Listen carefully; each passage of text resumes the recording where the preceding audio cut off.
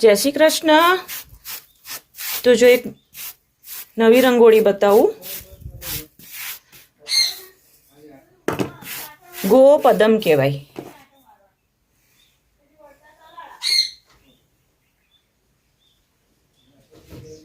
આને કહેવાય ગોપદમ।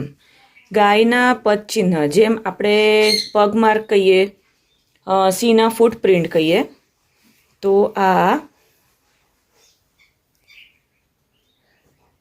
ગોપદમ કહેવાય। એટલે ગાયના પદચિહ્નવાળી રંગોળી, જે બહુ શુભ ચિહ્ન કહેવાય।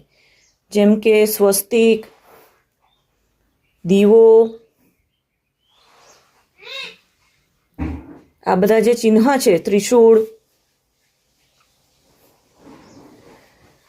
આ મહારાષ્ટ્રમાં ગોપદમની રંગોળી બહુ જ મહત્વ છે।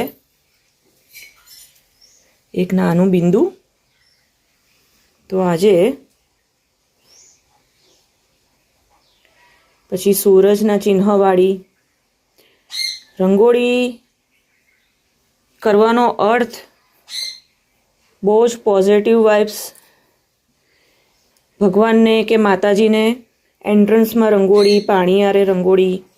હું ગૌશાળામાં કરું છું, કારણ કે ગૌશાળા મારા માટે એક પવિત્ર સ્થાન છે, મંદિર જેવું। તો આ રંગોળી આંગણે હોય, ઉમરે હોય, માતાજી પ્રભુને ગમે, માતાજીને ગમે, દેવ દેવીઓને ગમે। જ્યારે કદાચ એ લોકો અવારનવાર જે મૃત્યુલોકમાં પણ એ લોકો